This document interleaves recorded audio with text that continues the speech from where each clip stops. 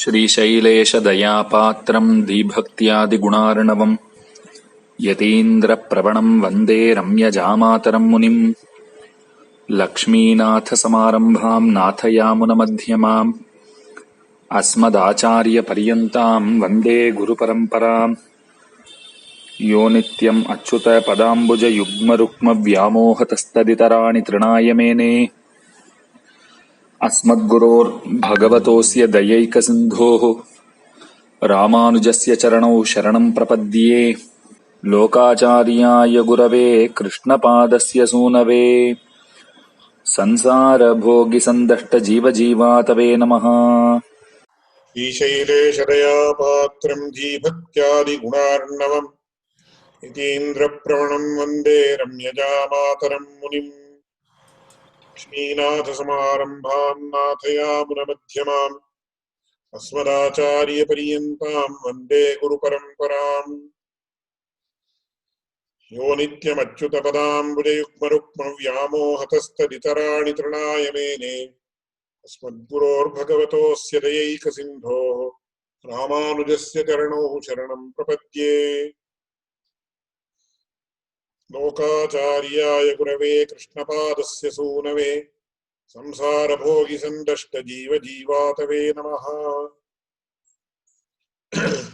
अपगतमदमानैरन्तिमोपायनिष्ठैरधिगतपरमार्थैरर्थकामानपेक्षैः निखिलजनसुहृद्भिर्निर्जितक्रोधलोभैर्वरवरमुनिभृत्यैः अस्तु मे नित्ययोगः।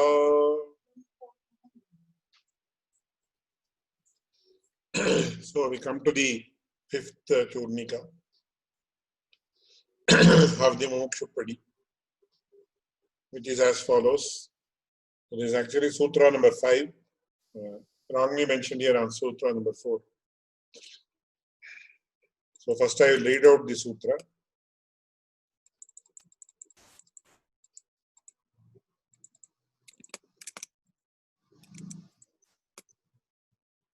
சம்சாரிகள் தங்களையும் ஈஸ்வரனையும் மறந்து ஈஸ்வர கைங்கரியத்தையும் இழந்து இழந்தோமின்கிற இழமுமின்னிக்கே சம்சாரமாகிற பெருங்கடலிலே விழுந்து நோபட சர்வேஸ்வரன் தன் கிருபையாலே இவர்கள் தன்னை அறிந்த கரமரம் சேரும்படி தானே சிஷ்யனுமாய் ஆச்சாரியனுமாய் நின்று திருமந்திரத்தை வெளியிட்டருளினான். Very beautiful Churnika. So I will first elaborate the literal meaning. Samsarihal tangalayum Ishwaranayum marandu. So Samsarihal means those who are interested in worldly issues. They are Samsaris. Of course, we are going to give a detailed account of what Samsari really means according to the Vyakhyana of Pranavana. Tangalayum Ishwaranayum marandu. So having forgotten themselves and the Supreme Lord also. Ishwara kainkariyatayum ilandu, and also having foregone the servitude to the Supreme Lord.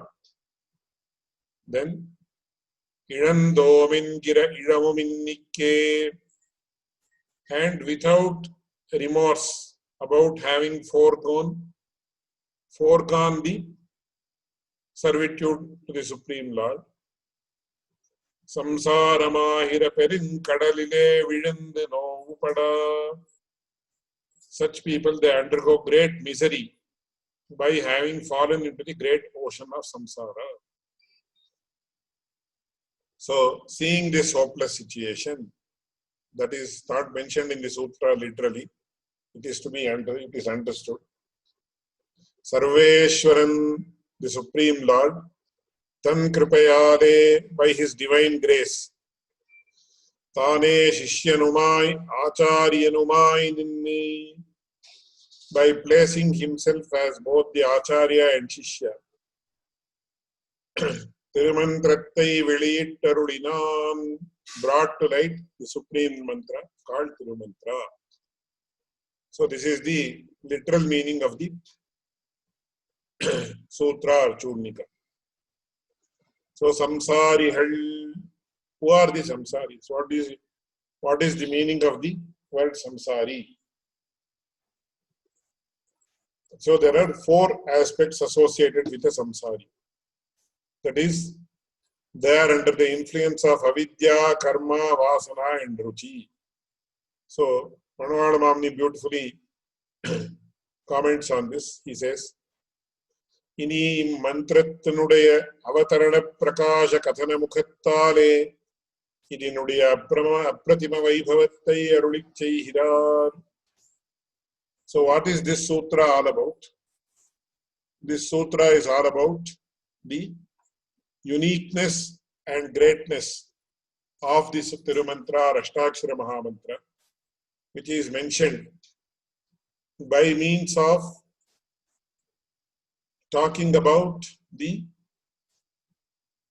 events that led to the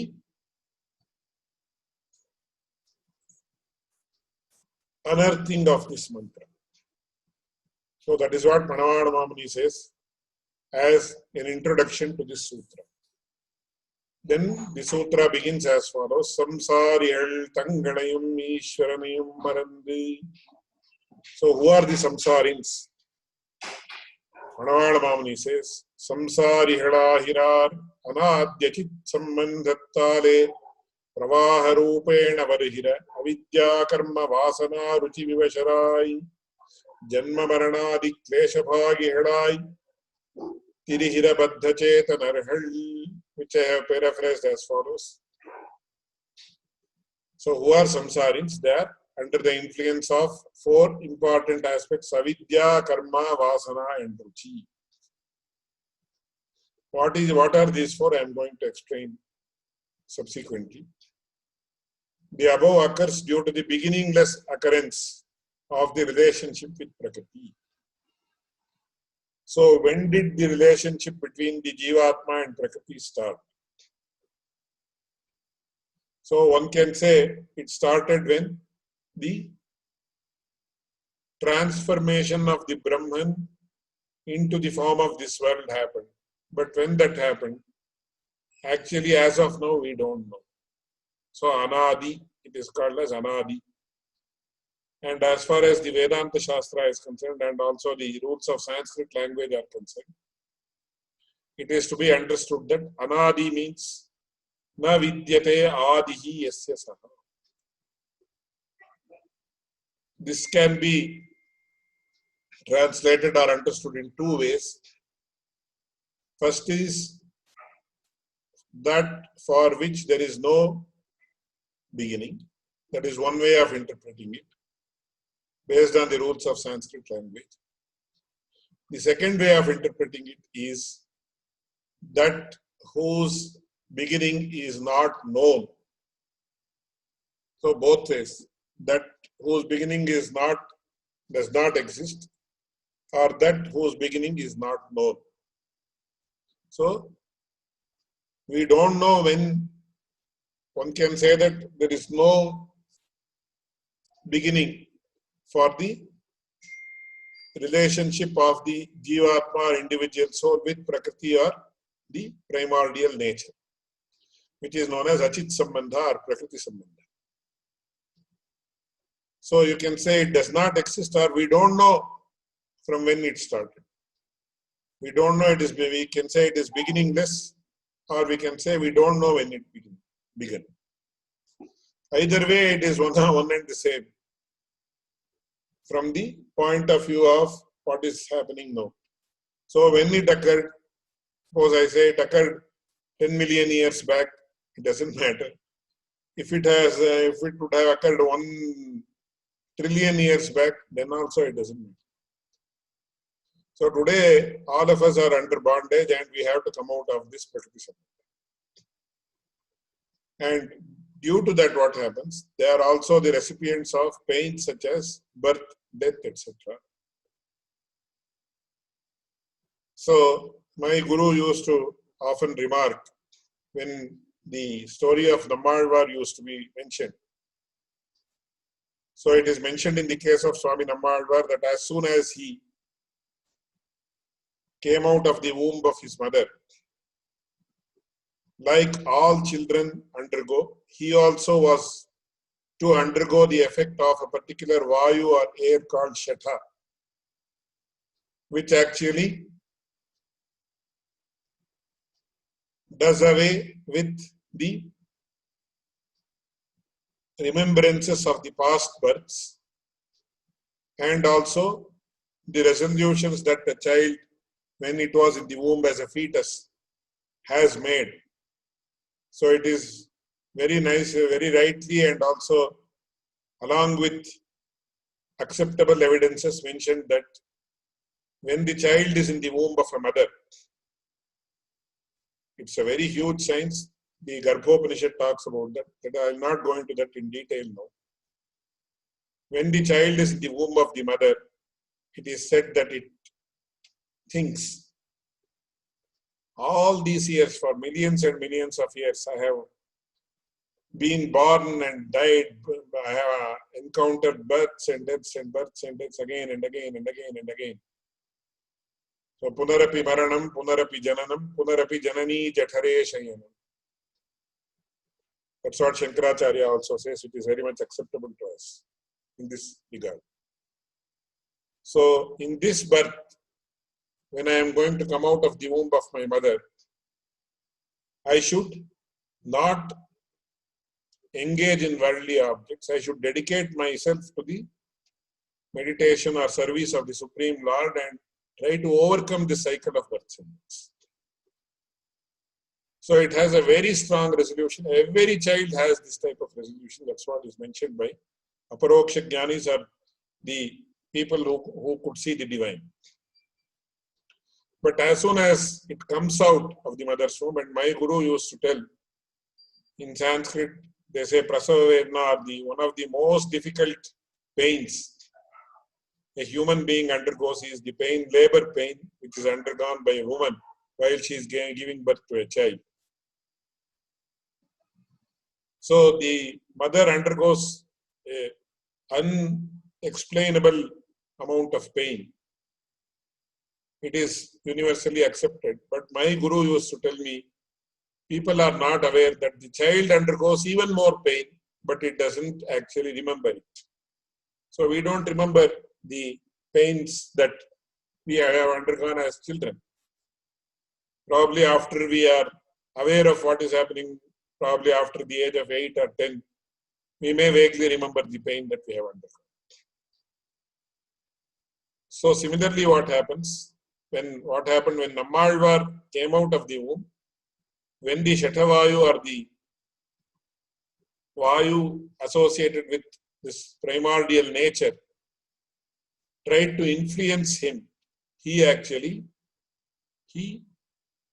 shooed away the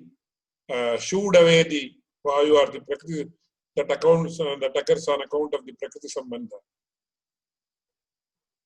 And he actually continued with his divine nature, due to which he could achieve all those things. Singha Tiruvayamudi, etc. So I am not going to. So why I came to mention this is, not only our scriptures talk about Marana Sankata, where a unique type of misery, which is unexplicable, because those who experience that misery, they ultimately die and they don't come and explain it back to us. That is mentioned or documented, but Janana Sankata is not documented. So both of these are extremely painful in an excruciating manner. So this is the reason, and also they are under bondage. So these are known as samsaris. So what is avidya, karma, vasana, and ruchi? Very briefly, I will explain. What is the nature of avidya? I have written it in a book in detail, and just I will read it out. It is very simple. This is a very important question in Vedanta systems of philosophy. Different systems of Vedanta define it in different ways. However, it is universally accepted that avidya is the cause of illusory knowledge. For example, if a person thinks of the worlds of the demigods as eternal, or if one thinks that the mortal body, which is unclean, is clean, or if one thinks that the sensual pleasures which ultimately result in misery result in happiness, or if a person thinks that the body, mind, sense organs, and intellect constitute the soul, these are the examples of illusory knowledge caused by avidya. And this avidya alone is the cause of craving, that is raga, animosity, dvesha, due to which the individual soul is forced to perform many deeds that push him into bondage. This can be explained as follows. Certain individual souls think that the world, like the heaven, etc., are eternal, and hence they perform certain sacrifices that result in their attaining these worlds which are actually non-eternal. It is said in the Upanishads that Shine Punye Bhartyalokam Vishanti. As soon as a human store of virtue is exhausted, once again they enter the human world, that is this world. Similarly, certain other individual souls depend upon this impure body and are under the illusion that the close family relations of kith and kin will protect them, and worrying unduly when they become far from them, engage in familial and worldly activities alone without doing anything for their spiritual emancipation. Many also think that being born in the womb of the mother after spending many months in an impure atmosphere and a human life which is inevitably associated with impurities is very desirable. These are the root causes of rebirth, which is the primary effect of an individual soul being under the influence of avidya. This is the authentic, detailed account given in the works of our Purvacharyas about avidya. Then what is karma? These are various activities that a person performs by means of the three karanas of mind, that is manas, speech, vak, and body, kaya. This is of two types, namely punya, virtue, and papa, sin. The result of punya is the enjoyment of pleasures both in this world and also in the worlds beyond. Papa is of many types which will result in extreme misery both in this world and the worlds beyond. And the papa is due to the following, that is akritya karana, performing deeds that are prohibited by the Shastras. Kritya akarana, desisting from deeds that are ordained by the Shastras. Bhagavad apachara, sinning with regard to God. Bhagavat apachara, sinning with regard to the true devotees of the Lord. And asahya apachara, afflicting without any reason God and his devotees. And other such actions which cause pain and suffering. So this is the nature of karma in brief. And what is vasana? Due to the performance of good and bad deeds, certain mental impressions become inherent within us. And in due course, without our knowledge, these vasanas make us indulge in certain activities. This is of many types depending upon the reasons. And what is ruchi? This is a defect of the mind which knowingly coaxes us to engage in prohibited activities and also prevents us from performing the ordained activities. When a person has this fallacy, he cannot be weaned away from certain instincts, even if he is introduced to perform deeds that give superior pleasures. So we come across people who smoke, who have tendency to consume alcohol and other types of sensual pleasures which are quite obvious, and prakriti sambandha, which I have already explained. So this is what Manavala Mamuni has to say about we samsarins. Then he says, Tangalayam Ishwaranayam Maran, and these samsaris are under bondage, people like us, all of us. Tangalayam Ishwaranayam Marande. So they have forgotten both about themselves as well as about Ishvara. Here a question arises How do you say that they have forgotten? Why can't you say that they have not known? Because if you ask me, do I have had the divine vision of the Supreme Lord? No. Have I realized the nature of my own soul? No.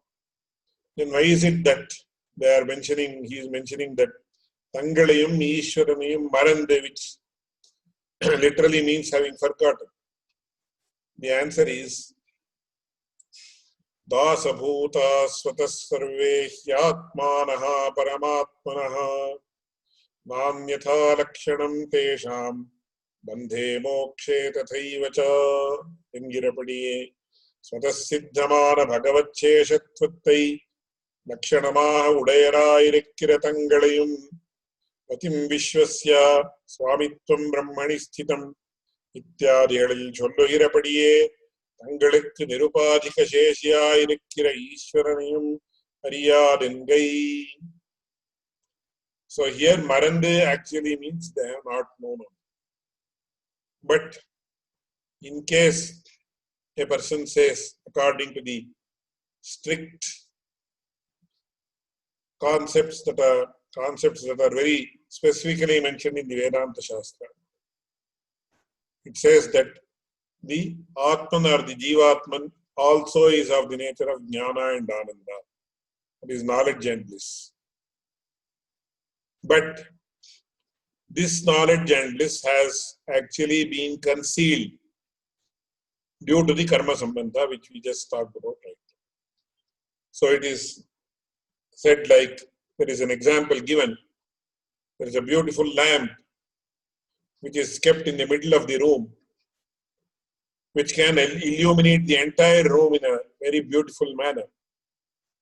But it has been concealed with a vessel that is placed on top of it, due to which the rays of the lamp are unable to go beyond the vessel that is covering it and illuminate the entire room. So in that way you can say Marande they have forgotten. Or in another way you can say they have not known at all. Both are correct from two different points of view. So they have forgot, they don't know what is their own true nature.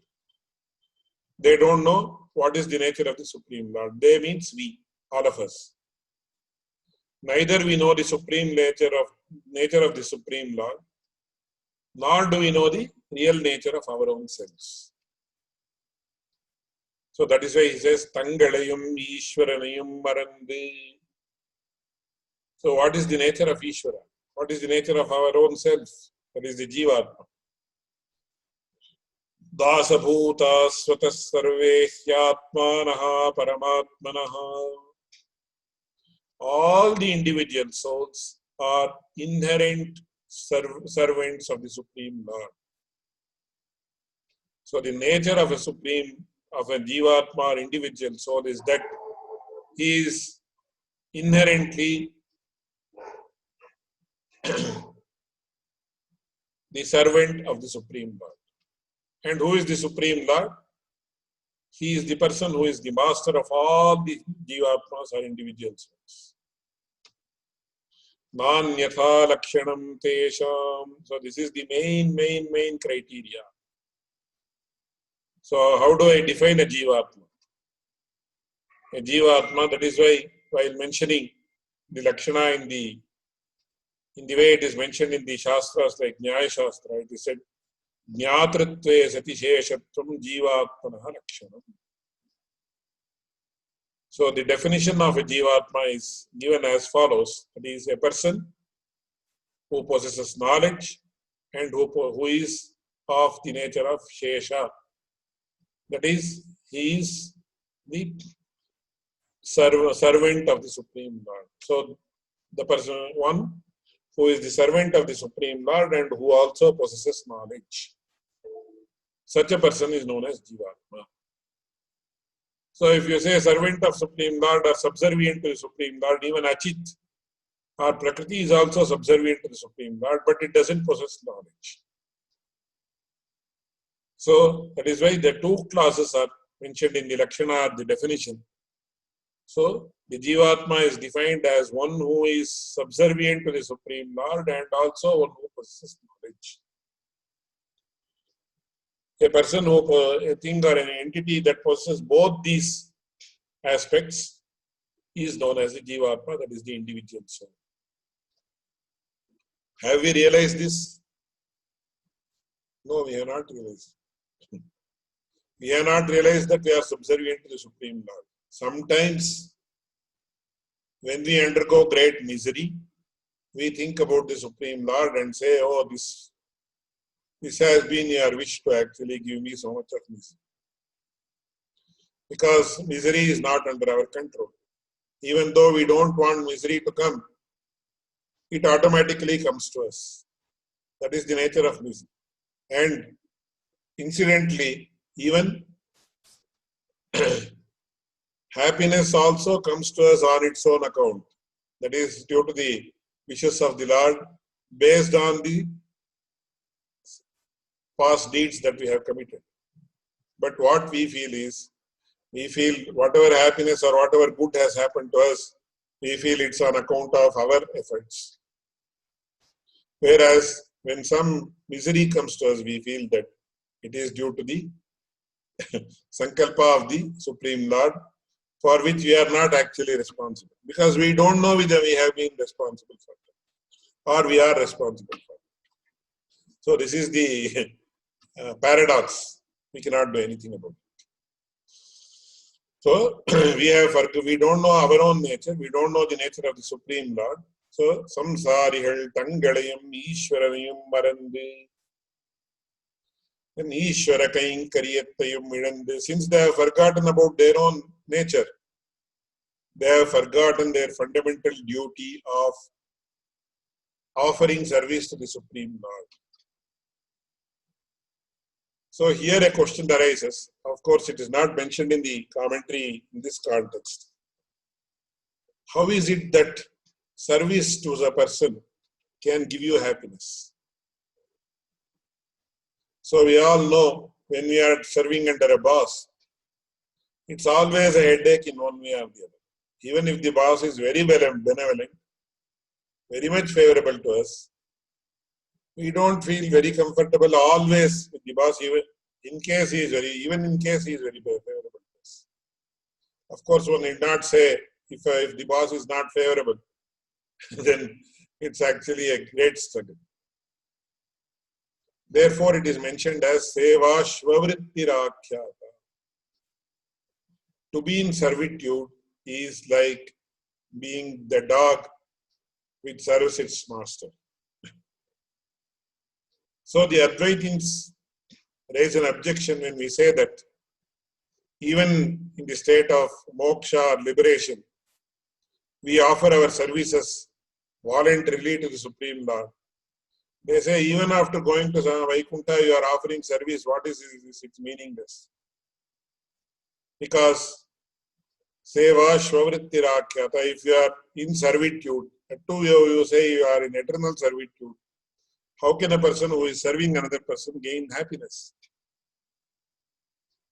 So suppose there is a great, a very rich man, and he is served for all the things. Somebody cooks for him, somebody serves him, somebody actually massages his feet and hands and body, somebody brings him his clothes for him to wear.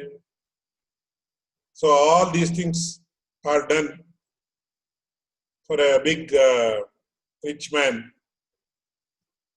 So it is the rich man who enjoys all the pleasures. Will the person who is offering enjoy any pleasure? So always the person who is served enjoys the pleasure. Who is serving, he is always having some misery. He will think, oh, it is my past result of my past deeds that I have to engage in the service of this bloody fellow. So when you say even in moksha, you are in eternal servitude, you are going to be in eternal servitude, that means you can never gain happiness in your life, even after attaining liberation. So what sort of liberation is it? That is what the Advaitins object with regard to our concept of moksha. But our philosophers, the Vishishtadvaita philosophers have answered this question in a very beautiful manner. They say that servitude is the cause of misery only if it is forced upon you or you are compelled to do it, or if it is the result of your past karma. They say karma paravashattum upadhin, when it is actually debated in a highly shastraic manner. But the meaning is like this. If servitude is forced upon you or compelled, so you are compelled to serve a person to earn, to eke out a living, then definitely it is because of great misery. Whereas if it is voluntary, even karma paravasha is also acceptable. But if it is voluntary or if it is pritikarika, then it gives you more pleasure than the person who is served. So the example given is, suppose there is a mother who has given birth to her child. So she does all sorts of service to the young child.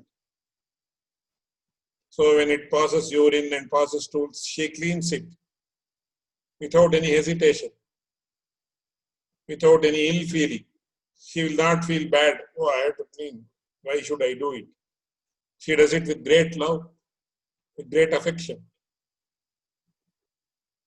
So suppose the child says, I don't want to accept your services. Will she keep quiet? We see mothers, even after the son, probably if they live for such a time, suppose the son is 60 years old or 70 years old, then also they will crave for their son and try to ask him whether he has had lunch, whether he has had his breakfast, whether he is eating properly, whether he is sleeping properly. So in Tamil they say, Petta manam pitte pillai manam kalli.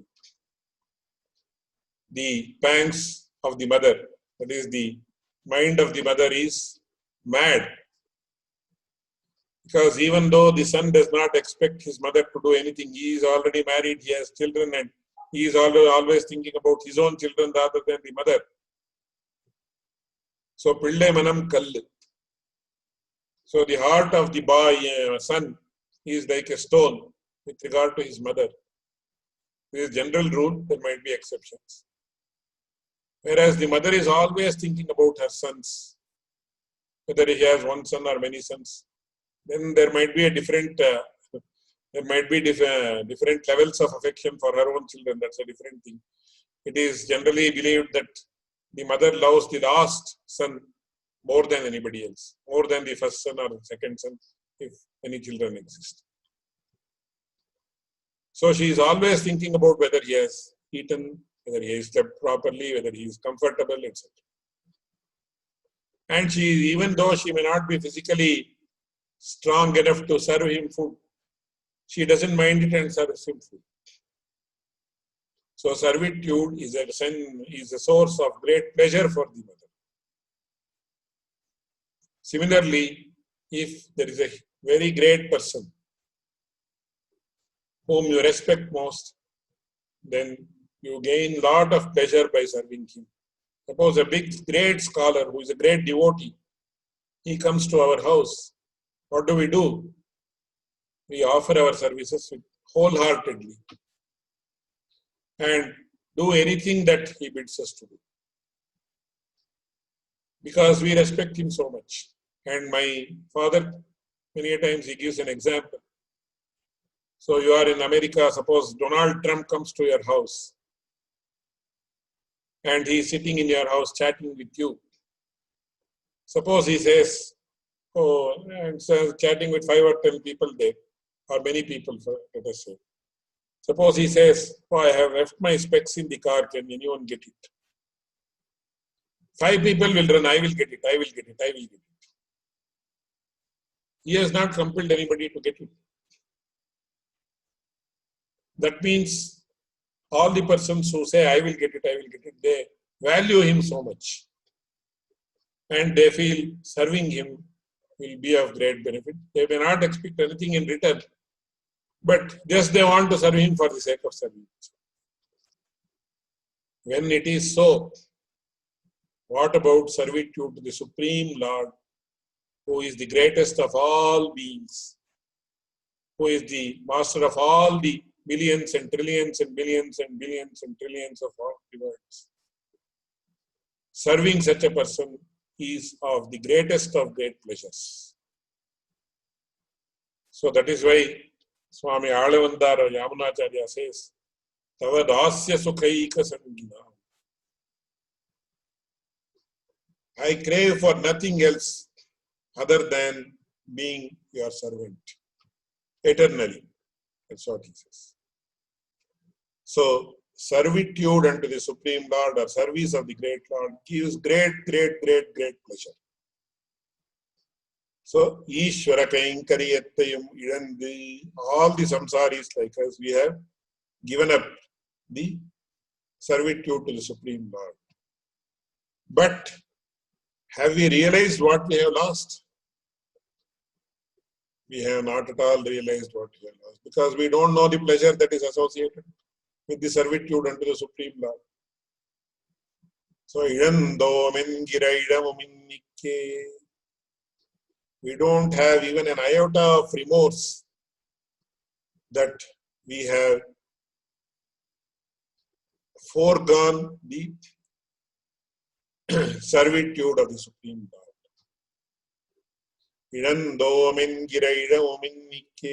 So due to all these reasons.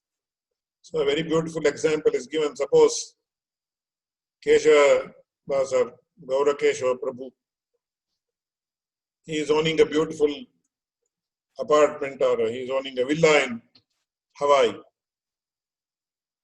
And he wants to sell it for a price, and he wants to move to a bigger villa or something like that, or some other place due to some other reason. So after he has sold his previous villa, somebody actually excavates the place and they find a pot full of gold which runs into millions of dollars. So that owner is very happy. But so Keshava Prabhu does not know that he could not access that because he didn't know that it existed. So does he become unhappy or is he sad that he gave away? No, because he doesn't know that such a great treasure existed within below the house where he used to live. So idando amingira idamuminnike samsaramahira perinkadalile vilindu noupada.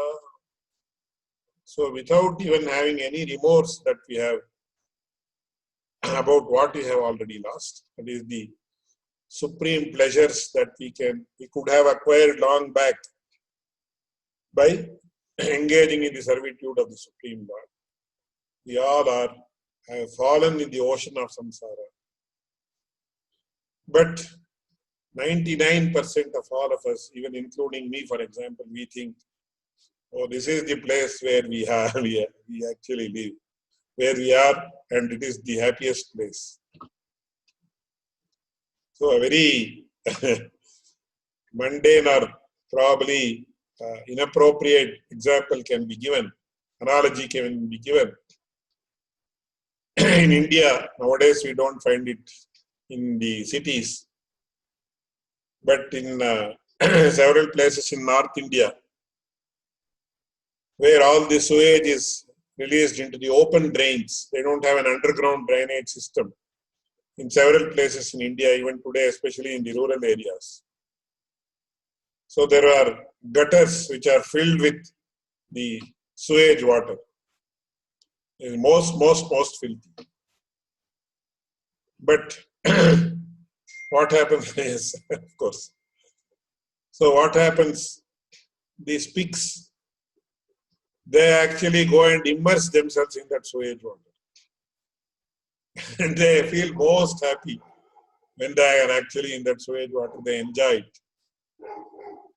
So, since they have never ever bathed in clean water, they have never ever had the opportunity to have even had a glimpse of water that is made very nice, very enjoyable, and also very having good odor by adding elaichi and that is cardamom and saffron, etc.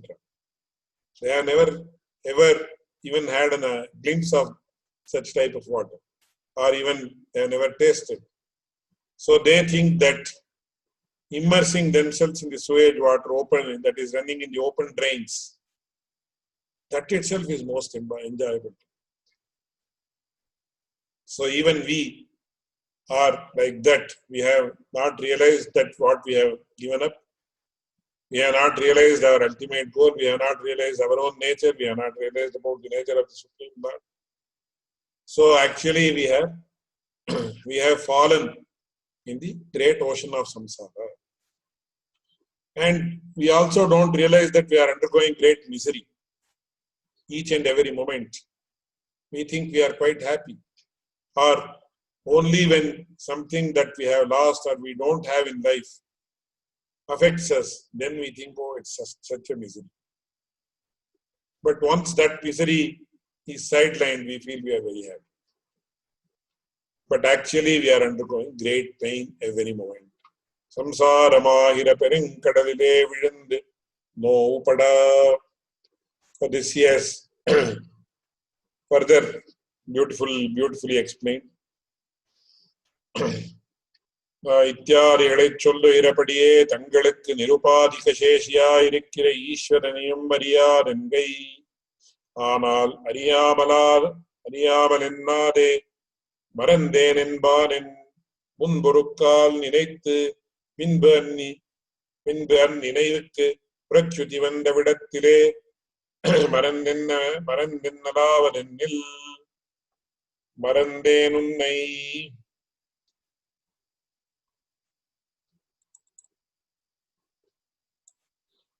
மறந்தேன் உன்னை முன்னும் என்கிறபடியே சதசித்தமான சம்பந்தத்தை உணர்ந்தால் முன்பு நினைத்திருந்த வர்த்தத்தை மறந்தா போலே இருக்கும்.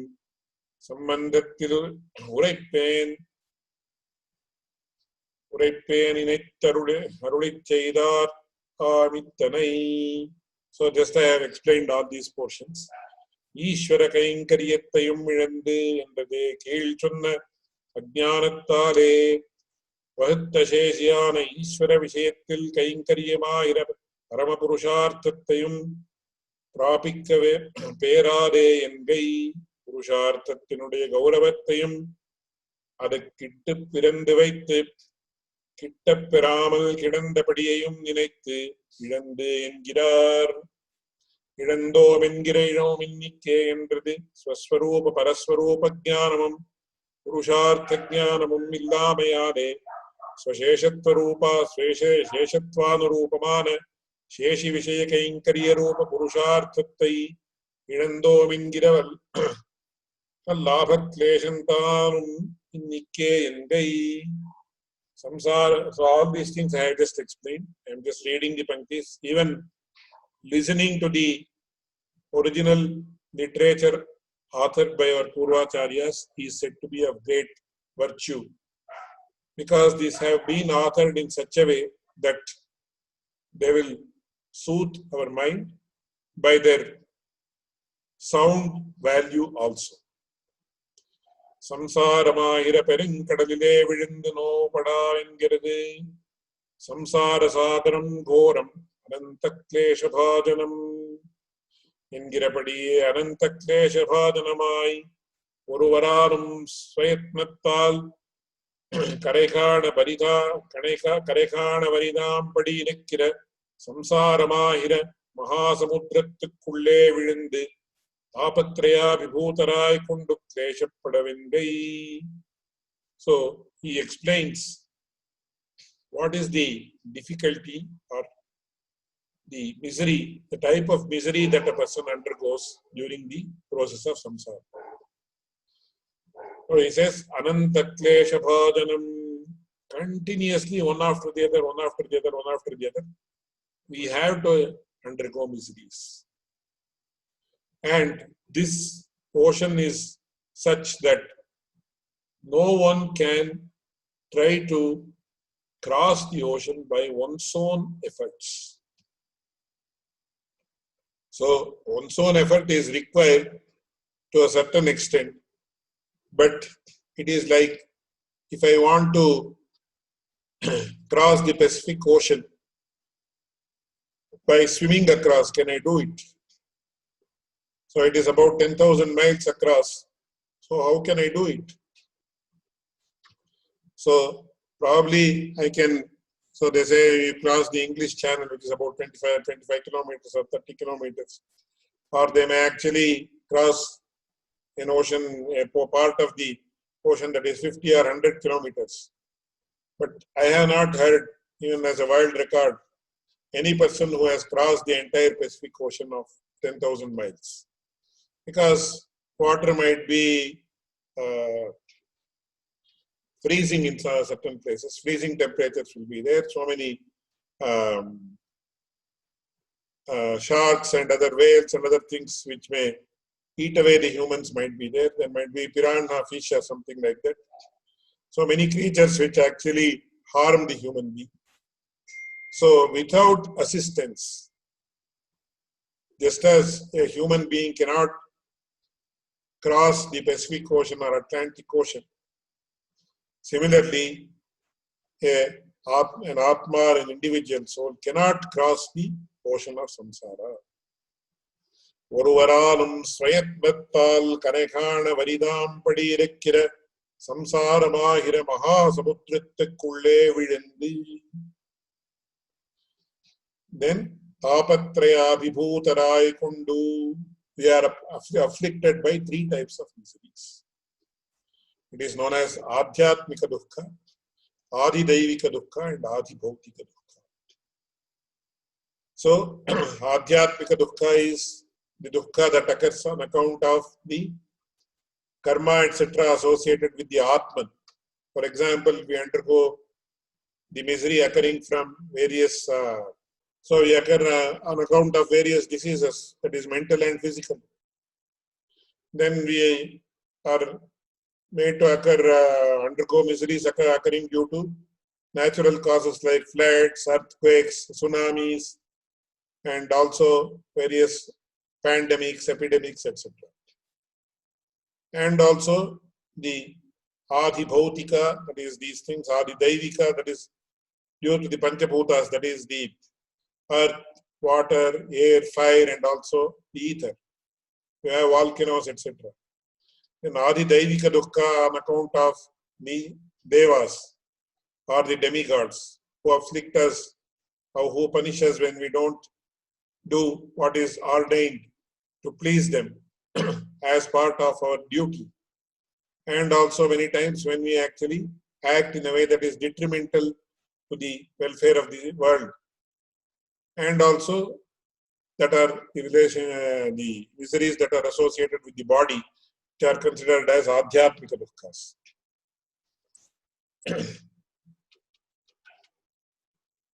So with these, we are afflicted, a human being is afflicted with these things.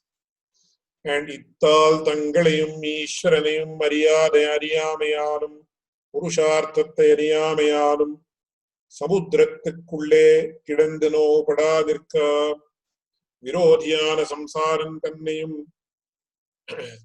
തന്നിസ്തരണോപാത്മ്യത്തെയും അറിയാമയാലും ജ്ഞാതവ്യமான அர்த்தபஞ்சகத்திலும்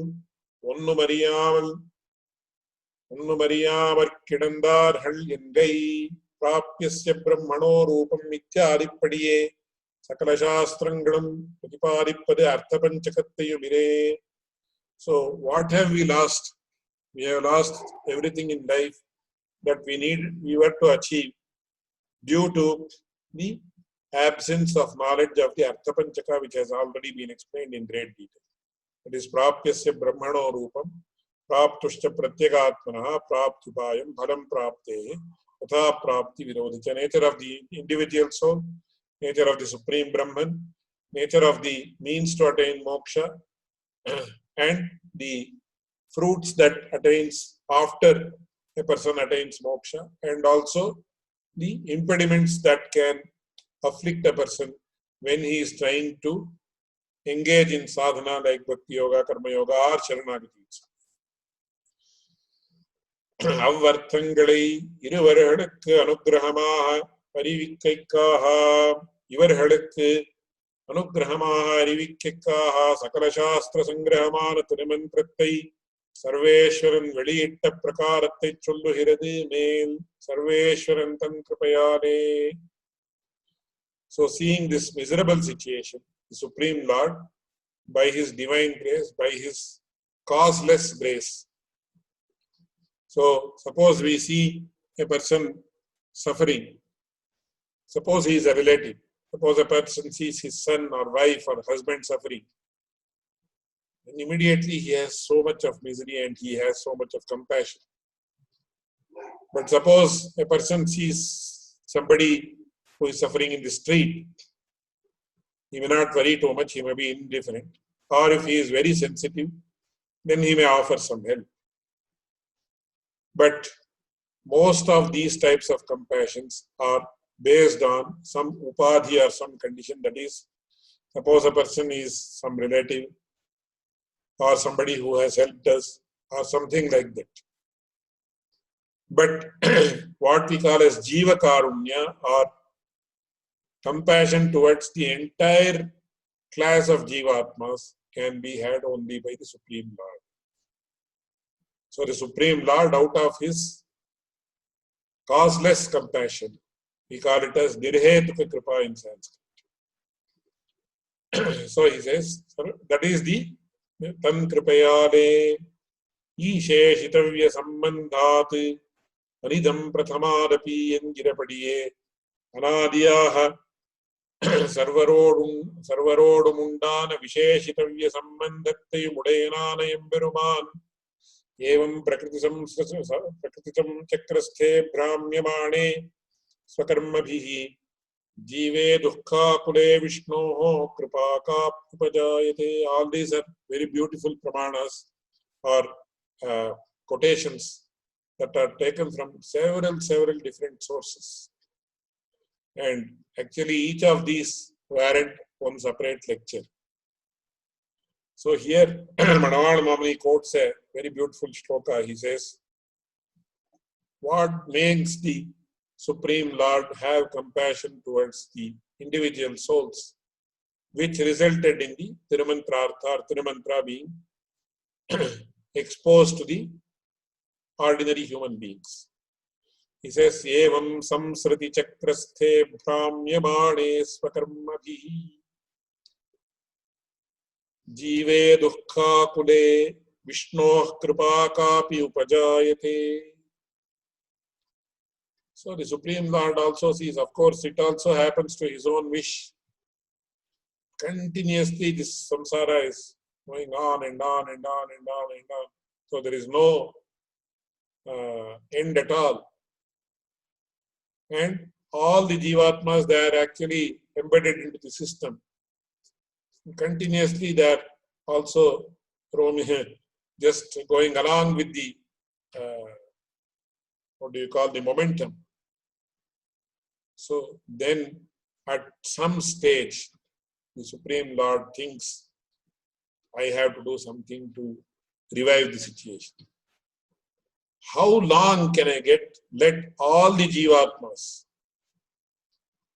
remain like this under bondage? So I should address them, and whoever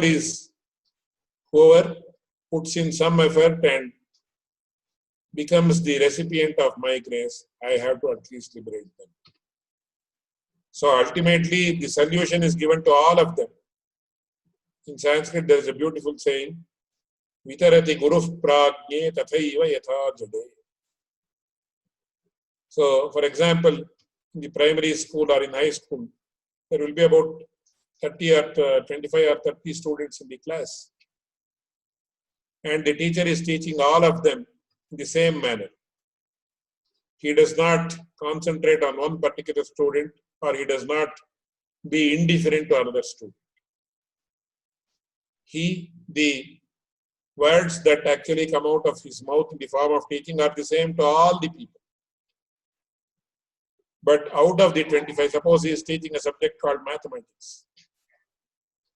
5 or 10 people will be very good among the 25 or 30. And out of the 10, 5 might be very good. And 1 or 2 might become outstanding. They may go on to become masters, or they may do their PhD in mathematics. So always it is like a pyramid, where in the high school level you have thousands. In India you have millions of students. As we go on and on towards the edge of the pyramid, there will be some thousands out of the millions.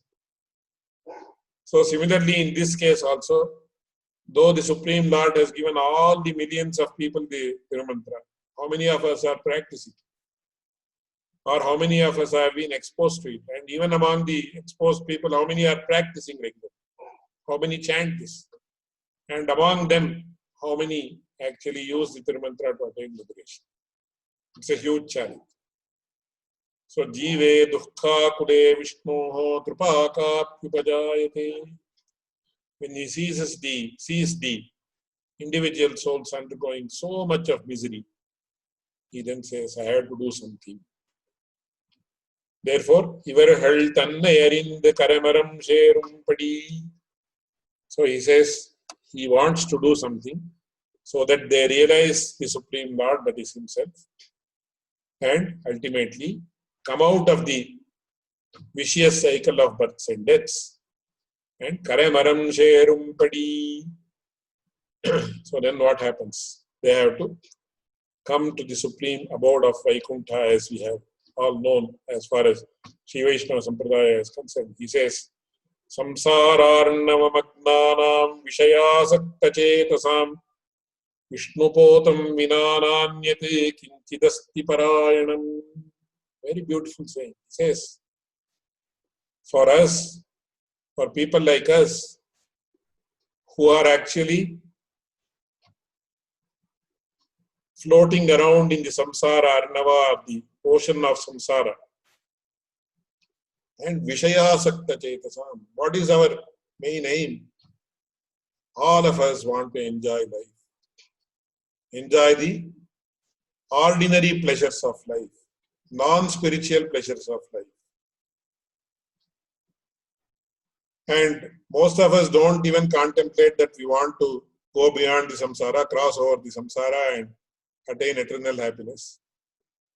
But if at all one wants to do, then Vishnupotam vinananyate kinchidasti parayanam. There is only one ship or one boat which can help us cross the ocean and attain that abode or attain that location which gives us eternal happiness.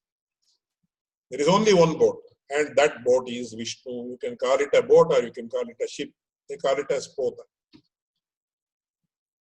Vishnupotam vinananyate kinchidasti parayanam. Lord Vishnu or Narayana alone is the only ship or boat which can actually help us cross the ocean of samsara, where we are all floating now in the water. Endre sollu irapadiye samsara nistaranopaya bhutanana tannayarinde samsara sagarathai kadande akkaraippadumpadi engai tane shishyanumai acharyanumai ninne naranaranayi udahattaranul shingamai virittavan engirapadiye naranarayana rupena avatarittu Narananadan Shishyanumai, Narayananatan Acharyanumai Nindrengai.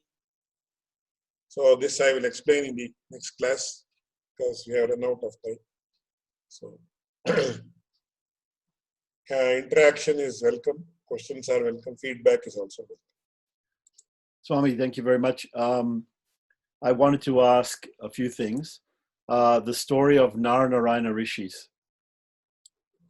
Where in Shastras is it told? Mentioned here, so I will explain that in the next class. Okay, and also if you could explain, it seems that Narayana Rishi's story is being singled out as being most important. but there are so many other avatars, and there are so many saints, either before and after Narayana Rishis. So they may have slightly different messages to bring to us. Why specifically Narayana Rishis are most important above overall past and present saints and avatars? Yes. Okay, so then the other question, which some other people had on a different group, they wanted to know why God creates Nitya Suris and Bada Jivas. Why he creates two types of Jivas. Why he gives some eternal Nitya-Suris are not created. They are eternal. They exist like that only. So they have they are eternally. They don't have a beginning. They don't have an end. They are there. Ananta Garuda Vishaksena Deha, as they say. They are there in Vaikuntha to serve him. So all other jivas are Bada Jivas. Yes, all other Baddhas, in the sense we classify them as two. So they have been Baddhas and then they have attained liberation. They are called as Muktas. And then you have Nitya Muktas, that is Nitya Suris. So Baddha, Mukta and Nitya. So the Nityas are very few. We say they are also innumerable in number. That's what we understand. But Ananta Garuda Vishaksena Deha, they say how much number we don't know. See, the number, the question of number is not very much relevant. Because how many Jivatmas are there in the world? We don't know how many animals are there. You can say human beings, there are 6 billion human beings on the earth. But earth is only one small iota in the entire solar system. And like this, they say trillions of solar systems are there. It has been proven by the persons who deal with what is that called? What is astronomers? Science itself says there are trillions of solar systems like this. Trillions. So our vision is so much limited. We cannot even feel the extent of the earth. So earth is a small planet in the solar system. So it's mind-boggling. You cannot even imagine. It's beyond imagination also. Okay. So also a question came, you gave the definition of a jiva and two lakshanas. You gave two qualities of a jiva. That Yes. And it seems like Mahalakshmi also fits these two lakshanas. So the question is, I know this is going to be a big discussion, I think. But that's a very contentious question between the Janacharya school of thought and Vadagalaya school of thought. That we will discuss sometime later. Right. Because it's a very tricky issue in the sense I am not saying this is correct or that is correct, this is wrong or that is wrong. My guru used to say there is such type of discussions occur when we don't know the real nature of the object. Right. So, for instance, the Dvaitis, Madhva gives a definition of Lakshmi, Mahalakshmi, as dukkha asprishya.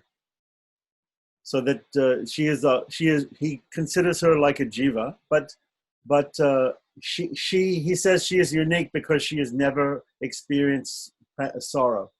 But that is true with regard to Ananta Garuda Vishaksena, etc. I agree. So I'm not saying you have to include her in the Nitya Suri group. Yeah. But we don't do so. Right. Because she is also a person who is served.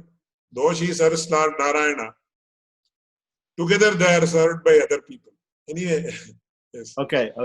So it's a very tricky question, but very difficult question. I will not say this is correct or that is correct. So let us, we will discuss that about that. So also you mentioned you gave different examples. You gave the example of the mother and the example of a great person.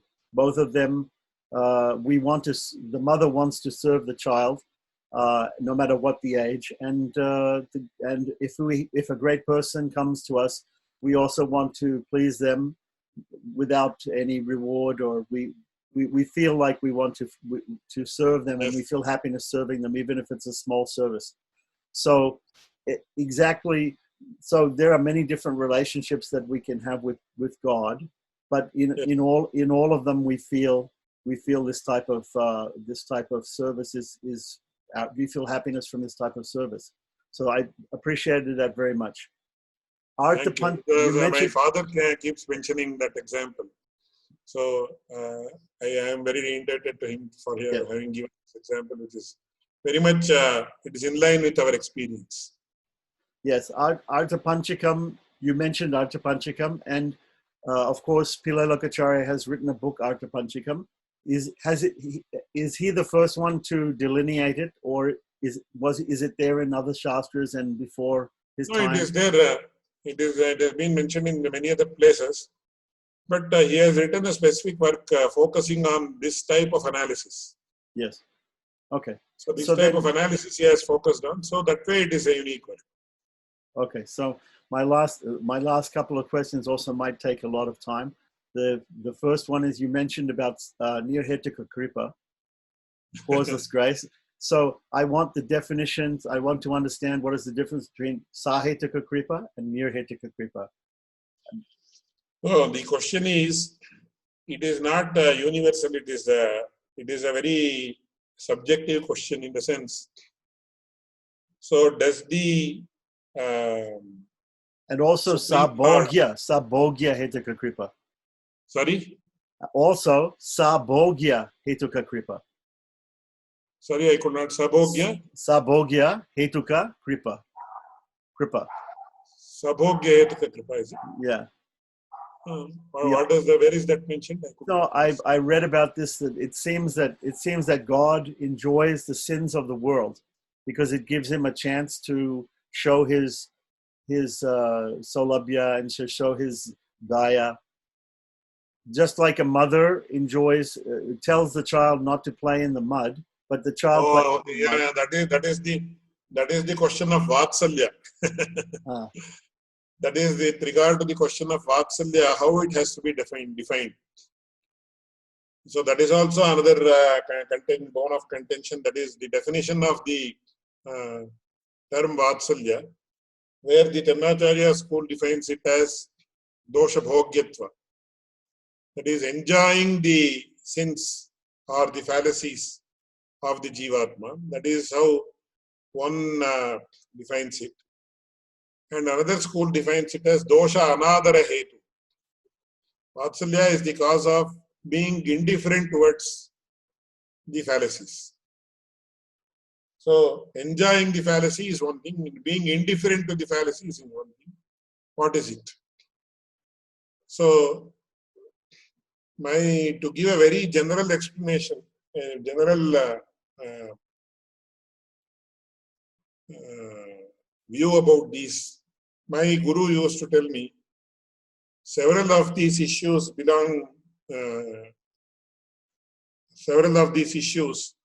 are dependent upon sentiments, which are the form of subtle human, what we call as bhavanas or dispositions.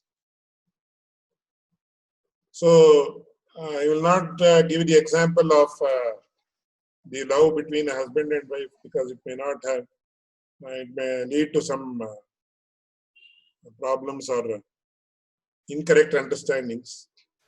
So suppose a mother loves a kid, her own son, a small child which is 1 year or 2 years old.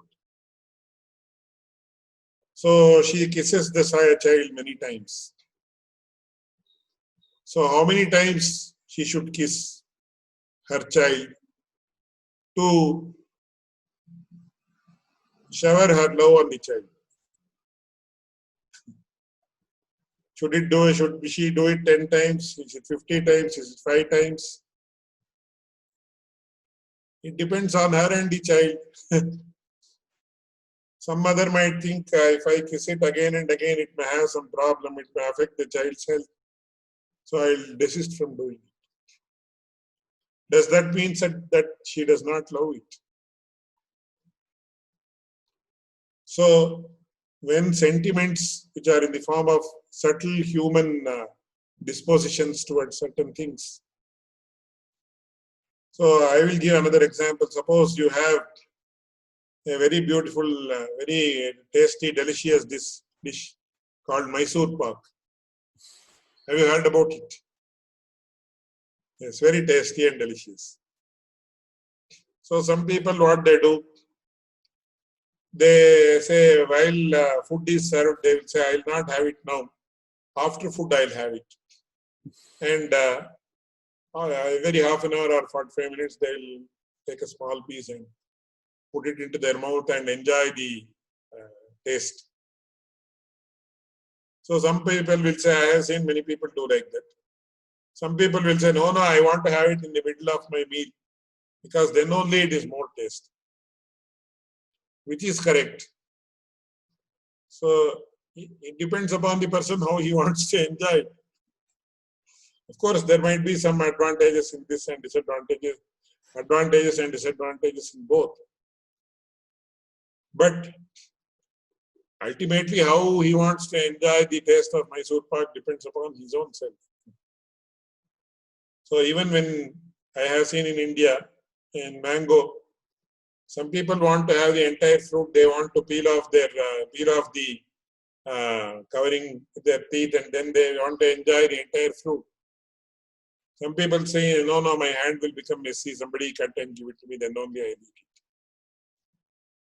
Some people enjoy that messiness also. So it all depends on sentiment, and when sentiment is involved, you cannot actually limit it to say this, like this only. So when it comes to, for example, Sakrit Pranama and Asakrit Pranama, that is prostrating once and prostrating many times. So when you see, my father also has resolved this in a very beautiful manner. So when we realize our limitations before the Supreme Lord, and also the unlimited amount of sins that we have committed, it is not enough even if we prostrate 100 times. Because we have committed so many sins. But when you see the greatness of the Supreme Lord and His compassion and His nature of forgiving all the sins that the individual souls have done, even if one time you prostrate, it is enough.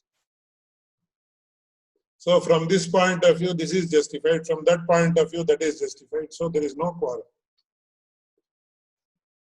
So just unless like you want to make it an issue of quarrel. So like Ramacharma Sloka, Sakrideva. That is for prapatti. Right. That is not with regard to, that is pranama and prapatti are different. Right. As far as prapatti is concerned, those who perform prapatti as a ritual, even for them it is to be done only once. Right, but still we see Deshika Sampradaya people always doing multiple pranams. No. They don't perform prapatti again and again. No. Only once. Pranam they do multiple times. Yes. That is why I said this has to be resolved in that way.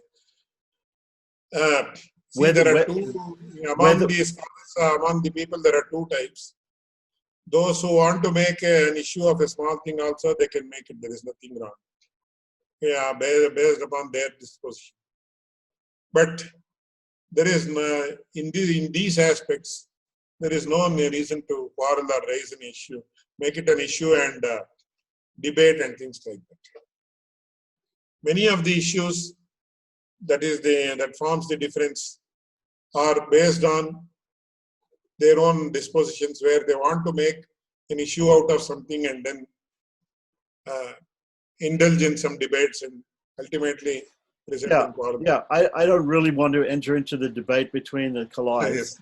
But that is why I said these things, many of them are based on sentiments like whether one should prostrate once or many times.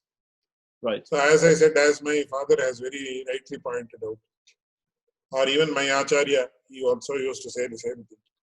When the Jivatma he realizes his humility, when he realizes his shortcomings, and he also sees the greatness of the Supreme Lord. Any number of times he prostrates, it's not enough. So they do 12 times, they do 4 times, they do 2 times. Yes. But when the Supreme Lord's compassion is seen, in prostrating one time is also more than enough. Yes. So, but still, you said that all Sri Vaishnavas are doing property only once. But we hear from Deshika Sampradaya people about Sharanagati in Samashrayanam, and then Bharanyasam, and then even some other thing as Prayaschitta property. Somebody is saying that these are all different things. Happening no, at as far times. as I know, as far as my knowledge goes, prapatti is done only once. That is, Samashrayanam is different, and Bharanyasa or Bharasamarpana is done only once in their life. As a ritual it is done, as a separate ritual it is done, but in the Tennacharya Sampradaya that is not done as a ritual. That is, it is included in the Patya Samskara itself. Right. It is not done as a separate ritual. It is part of the yaga, part of yes, it is. You are right. Yes. You already know almost everything that is need to be known. No, I don't know, but I'm guessing, and I want also other people to know. Yes. So and then the only last thing, because I know we're going late, is that if the pramanas which you're giving in the class can be written, that will be very helpful. There were some slokas and things.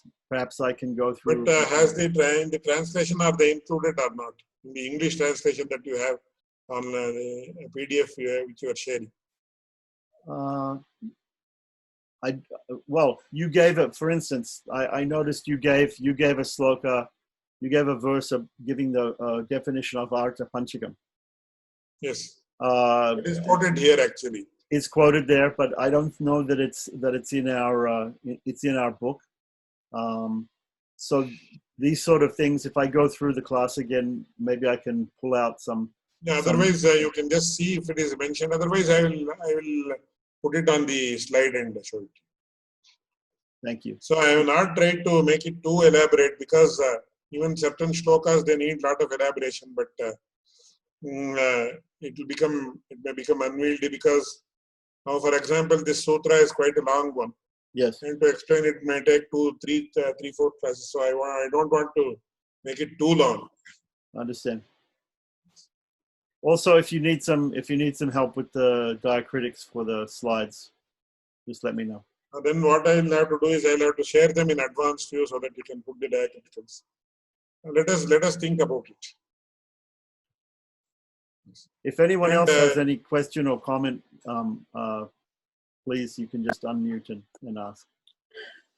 Swami, just one quick question from last week, where you were talking about one has to have complete faith in the mantra, the acharya, and the deity. And then you mentioned in one part that if one has to have full faith in the acharya. If the acharya is qualified or not, that's a different question. But that's what I wanted to find out. If you have full faith in your acharya, even if your acharya may have some discrepancy, but of course you worship your acharya fully and have full faith in your acharya, you've kind of like done your bit, isn't it? You don't have to, worry if he's qualified or not, is it? Is that what you're saying? Yes. Because the Lord, the acharya is supposed to be a jnani or who has had realization of the Supreme Lord. You can switch on your camera, no problem. But in case, that is why we say, suppose now, for example, I will not refer to any individual. Suppose the acharyas that we have taken Samashrayanam from, or when he is not a realized soul, that doesn't matter, because ultimately, that is why I said in the Pullakacharya Srivatana Bhushana, he says, the acharya thinks about himself as the representative of his acharya. And he should treat his disciple as if he is his classmate.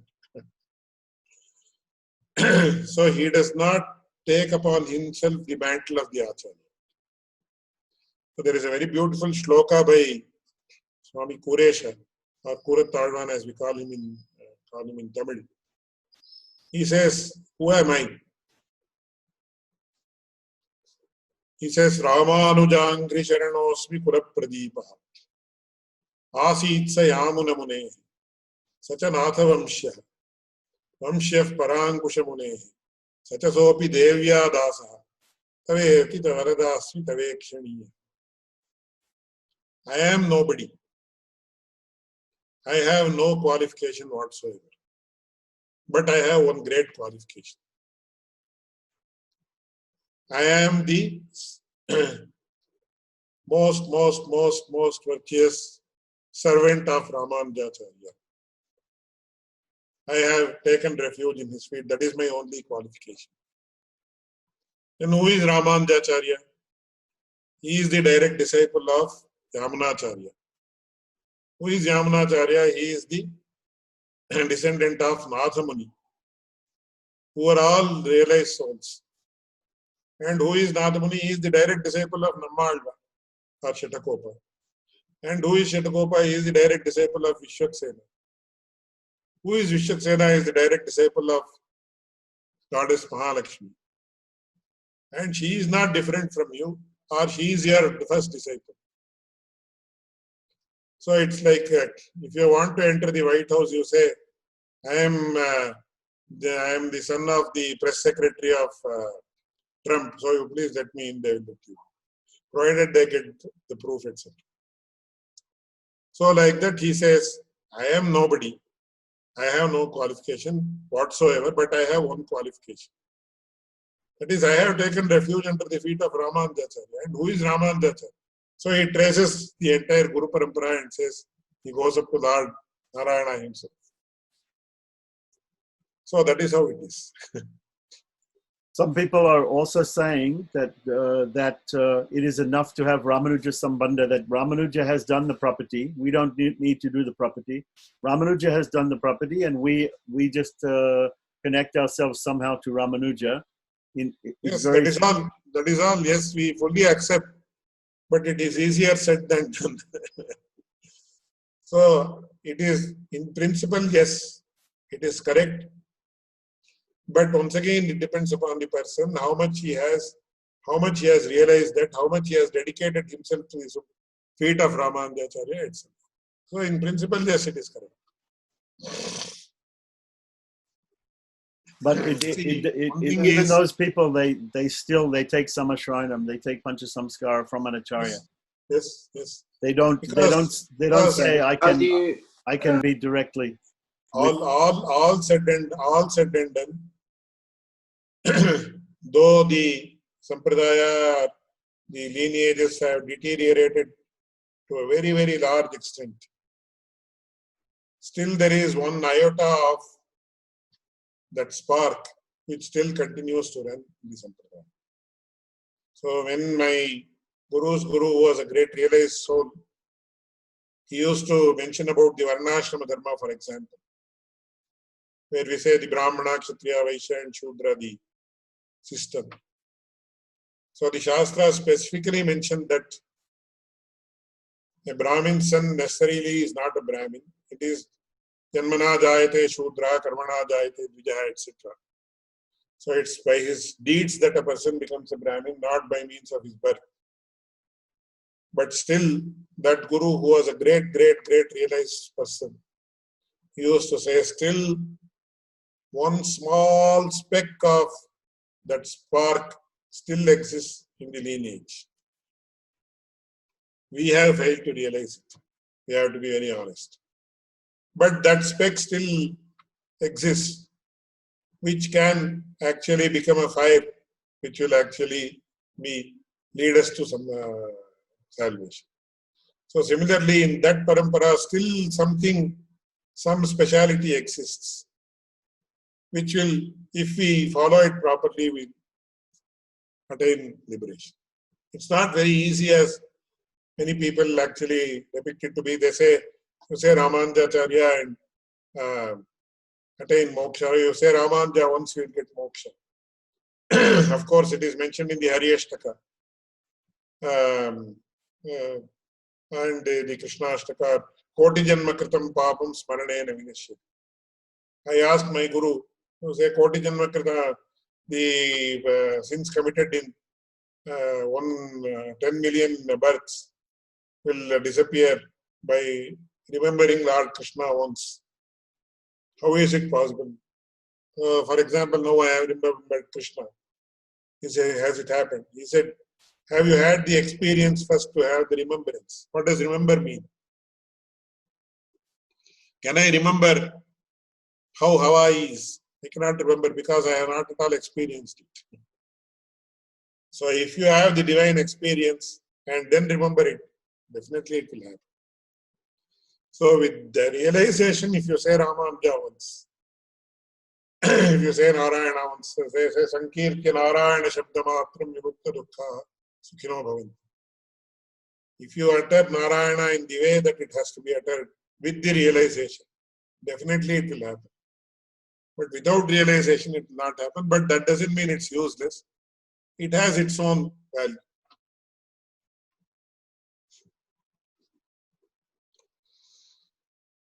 So I think can conclude.